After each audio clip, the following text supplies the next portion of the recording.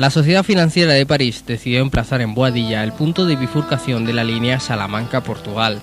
Este ramal, en la estación ahora conocida como la Fuente de San Esteban, es el inicio de los 80 kilómetros de vía que unen España y el país vecino a través de una línea única en toda Europa que articula el oeste de la provincia de Salamanca, primero a través de la dehesa y después horadando el corazón de las Arribes con 20 túneles y desafiando la altura de sus cañones con audaces puentes.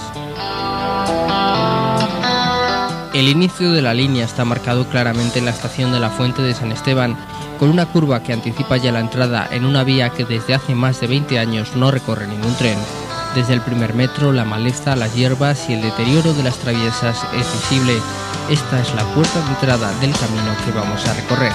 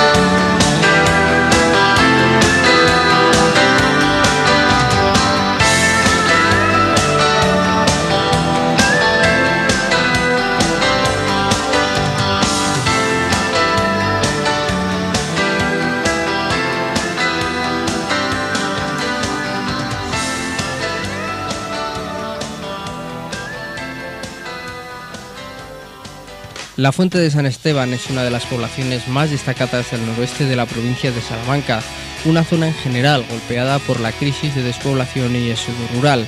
La Fuente es la única localidad en una zona limitada en su desarrollo económico que ha conseguido aumentar población o mantenerla en los últimos 20 años, fijando actualmente su número de habitantes en 1.500, gracias a su situación privilegiada como nexo de infraestructuras con la A62 y la línea férrea entre Fuentes de Oñoro y Salamanca.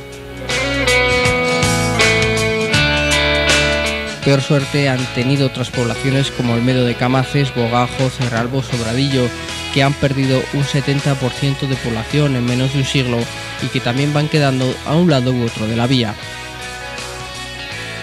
Esta línea férrea, que tiene su inicio en la Fuente de San Esteban, atraviesa en sus primeros kilómetros un paisaje de morfología suave y escasa pendiente dominado por la dehesa. A solo 6,5 kilómetros del punto de salida se encuentra la estación de Boada, primer hito de una estación de tipología característica en la zona, condicionada por las escasas necesidades de población y atendiendo al tráfico de ganado y mercancías. Las dos construcciones más destacadas son el edificio de viajeros y los muelles de carga, en este caso descubierto pero en otros cubierto. En el edificio de viajeros se construían 2 plantas y una buhardilla. En la planta baja se habilitaba la sala de espera, la zona de lampistería, el cuarto de jefe de estación y telégrafo y una cuarta zona destinada a la facturación de mercancías, despacho de billetes y almacén de maletas, bultos y equipajes. Mientras, la planta principal se destinaba a la vivienda del jefe de estación en un mundo distinto, especialmente para los ferroviarios. Los jefes de estación tenían una vida difícil, normalmente con mucha familia, y las estaciones reservaban al menos 2 alcobas para dormir de unos 8 metros cuadrados, sala de estar y cocina.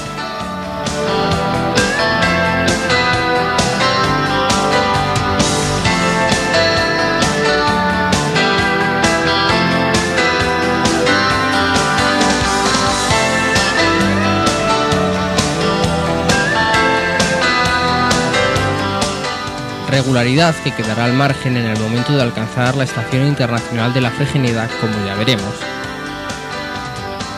Continuando con la línea, la vía deja Retortillo a la izquierda, una pequeña localidad que cuenta como principal atractivo un balneario termal a orillas del río Yeltes, unas instalaciones construidas a comienzos del siglo XX y modernizadas y ampliadas de forma reciente.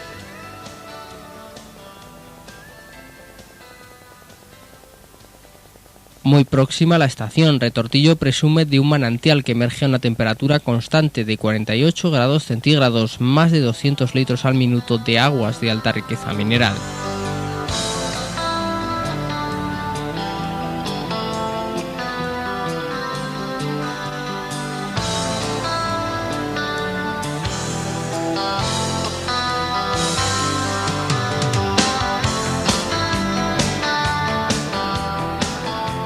Gracias a la vía, el siguiente punto del recorrido es Villares de Yeltes, con una lejana estación a la población que queda a la derecha.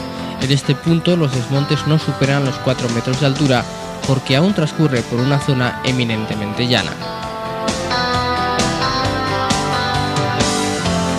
Su estación, como el resto de la línea, presenta un estado de lamentable abandono. Situada en el kilómetro 13 del recorrido, ocupa una extensión llana de algo más de 1 kilómetro, situada a 780 metros sobre el nivel del mar. Su edificio de viajeros está realizado en la tipología ya típica y cuenta con un muelle de carga descubierto.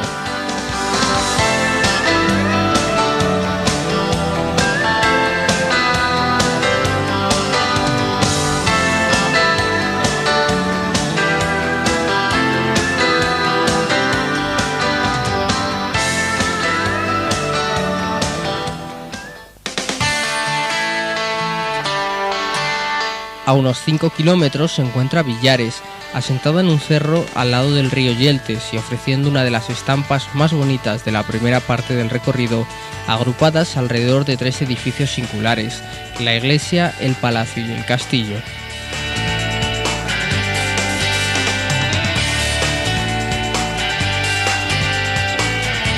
El castillo probablemente fue construido en el siglo XV y, según distintos estudios, en un primer momento no tuvo tanto un carácter defensivo como un símbolo de poder vinculado a una de las familias más poderosas de la zona, los Paz. El tercer gran edificio es la iglesia parroquial, dedicada al apóstol Santo Tomás. La parte más antigua es el muro posterior, probablemente construido en el siglo XV. Su capilla data del siglo XVI, momento en el que se llevó a cabo la mayor parte de la edificación, y la última parte, tras muchas penurias, finalizó en el siglo XVIII con el campanario. La estampa monumental la completa el puente sobre el río Yeltes, construido en piedra y hierro en el año 1929.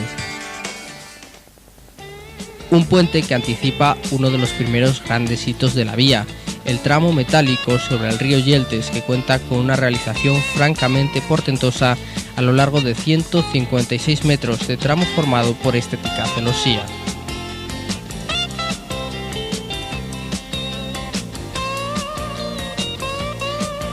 Salva un desnivel máximo de más de 40 metros, con 2 impresionantes pilares metálicos sustentados en estribos de sillería de granito. El puente fue construido hacia 1887 y, también abandonado desde el año 1985, presenta un notable deterioro, aunque su vista dominando todo el valle es espectacular, en una zona dominada por charcas, albercas y esclusas, donde es común ver abrevar al ganado entre fresnos, encinas y robles.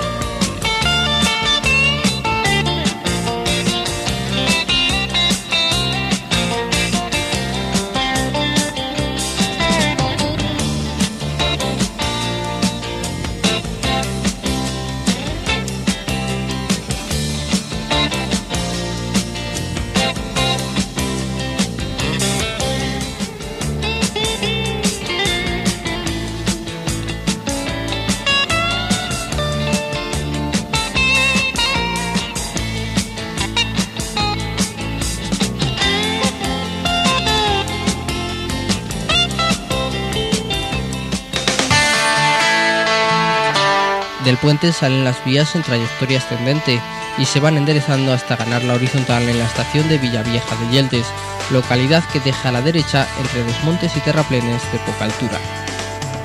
Justicia y laboriosidad es el lema de Villavieja de Yeltes, actualmente una de las poblaciones más importantes que recorre la vía. También presenta importantes puntos de interés monumental, en un casco urbano que conserva gran parte de su sabor tradicional, construido en torno a la iglesia de San Pedro Advíncula, uno de los ejemplos más destacados de la arquitectura gótica rural de la diócesis de Ciudad Rodrigo. Su fábrica es de sillares de granito labrados y ofrece un estilo hispano-flamenco, especialmente en la impresión que causa su torre. Construida en varios cuerpos, sobre la última plataforma se encuentra la espadaña, de forma rectangular y coronada con una cornisa con bolas y remate hispano-flamenco, recordando los pináculos góticos. Una iglesia que se enseñorea de la Plaza Mayor, de un profundo sabor a tipismo rural, a pesar de que fue construida a principios del siglo XX. De forma cuadrangular irregular, la forman 3 lados con pórticos.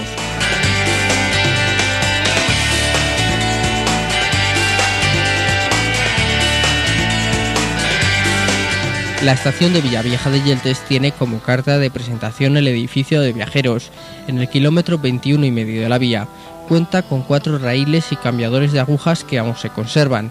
En su día Villavieja tenía un muelle de carga descubierto, pero hoy ha sido ya desmantelado.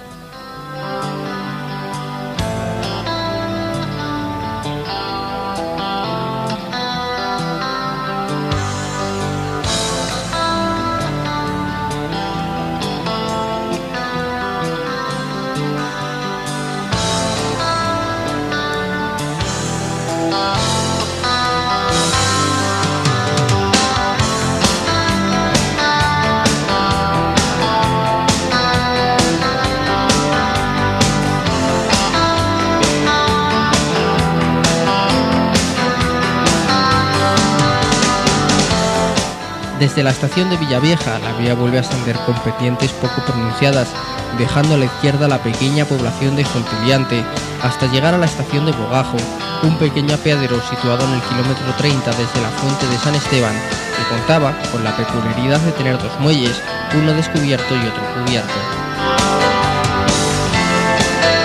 La siguiente parada es la estación de Cerralbo y Olmedo, cercana al río Camaces, situada en el límite de ambos términos municipales, queda bastante más cercana a la pequeña localidad de Olmedo que a Cerralbo. La estación, situada en el kilómetro 35 desde la fuente de San Esteban y a 728 metros sobre el nivel del mar, apenas conserva el dibujo de su andén junto al ya clásico edificio de viajeros y un muelle de carga descubierto. Entre sus peculiaridades destaca el hecho de tener un paso a nivel con la carretera que une Cerralbo y Olmedo a poco más de 100 metros de la estación. Cerralbo da nombre a una de las familias nobles más importantes de todo el oeste de Salamanca.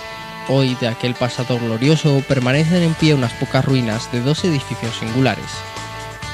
Vigilando toda la población desde un cerro en el noroeste, resalta lo poco que queda de un castillo que hunde sus primeras raíces en el siglo XIII y que fue remodelado en el XVI. Un incendio en 1752 y la necesidad de aprovechar sus piedras para otras construcciones en el XIX provocaron su fin definitivo. También puede recordarse la grandeza del convento de Nuestra Señora de los Ángeles, fundado en 1570 por los quintos señores de Cerralbo, como un símbolo de su poderío económico y habitado por los frailes franciscanos. Acogió vida monacal hasta el primer tercio del siglo XIX, cuando la desamortización de Madoz supuso su abandono. Actualmente pertenece a una explotación ganadera que ha deteriorado notablemente las ruinas.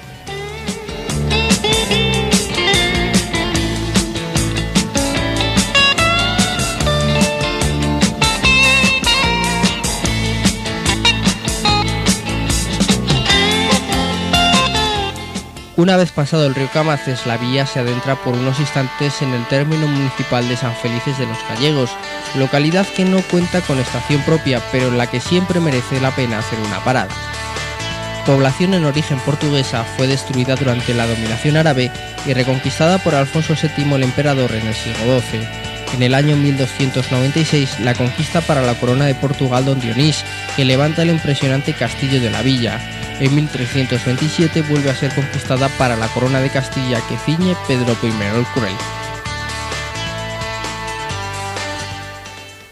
Hablamos de la construcción del castillo, que levantó don Dionís, el rey portugués, y después pues ha sido el linchamiento, digamos, de Gracián de Sese, alcaide de la villa, cuando en ese momento San Felices pertenecía a la corona de Castilla, era fiel a la reina Isabel la Católica y el alcaide de la villa permitió el paso de las tropas de Portugal en defensa de Juana la Beltraneja. Entonces de ahí motivó el que los vecinos de San Felices, que siempre habían sido muy fieles a la corona, se levantaran en armas y hicieran preso al alcaide porque consideraban que era un traidor, ¿no? A raíz de ese colgamiento, de ese linchamiento a Gracián de Sese, Isabel la Católica dona la villa al duque de Alba. El primer duque de Alba fue un gran benefactor para San Felices. La verdad es que se preocupó mucho, arregló pues, sobre todo la iglesia parroquial y bueno, pues el pueblo pagaba una pequeña cantidad que casi era como la aportación que venía pagando a la corona, ¿no? Para el mantenimiento de la corona. Los sucesivos duques después ya no fueron tan benefactores para San Felices, agobiaron al pueblo con el tema del impuesto del noveno, no solo el de dentro, sino también el de fuera. Todo eso terminó en un pleito que duró 3 siglos y que afortunadamente, pues, como comentábamos antes, tranquilamente y con la justicia, creo que en ese momento sí se hizo justicia, ganaron ese pleito los vecinos, se abole ese impuesto y por supuesto eso significa también pues, un poco el fin del sistema feudal en San Felices. De toda aquella historia ancestral, San Felices de los Gallegos, declarado conjunto histórico desde 1965, conserva un conjunto formado por los intramuros y extramuros artilleros del antiguo castillo de Don Dionís, reformado en 1476. De este espacio destaca su impresionante torre del homenaje, de la que sobresalen sus torretas y baluartes, así como los escudos y ventanas repartidas por todo el lienzo.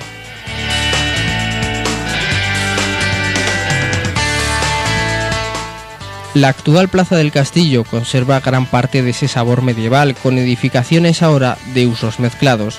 La muralla y la fortificación del siglo XVIII puede recorrerse en parte desde arriba, accediendo a una vista privilegiada de toda la zona.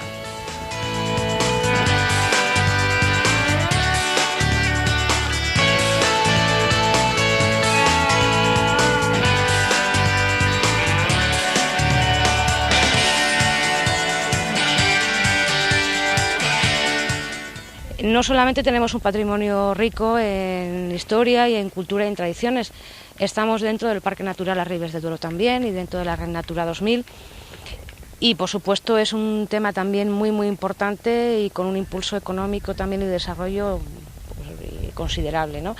Tenemos aparte de las rutas como el GR14 por ejemplo, que también tenemos el GR14.1, el último tramo que llega desde Hinojosa hasta La Bouza, pero además nosotros tenemos también 4 rutas declaradas, 4 rutas de senderismo que son una maravilla, como es el Puente de los Franceses, también bueno, tiene su momento histórico, ¿no? Sus momentos históricos. Tenemos la ruta de los castros, porque tenemos 2 castros también aquí, o tenemos la ruta de la Rodavila, que era la entrada principal por donde, pues eso, en el siglo XII, XIII, toda la Edad Media, entraban los portugueses, ¿no? Pero San Felices es un conjunto histórico por albergar un gran número de monumentos, entre los que destacan también su Torre de las Campanas. De planta cuadrada, daba paso al recinto exterior de la fortaleza y su construcción data del siglo XIII. Probablemente fuera también en algún momento espadaña exenta de la iglesia de Nuestra Señora entre 2 Álamos, que conserva de su primera fábrica una portada románica. El grueso de la construcción es del siglo XIV, como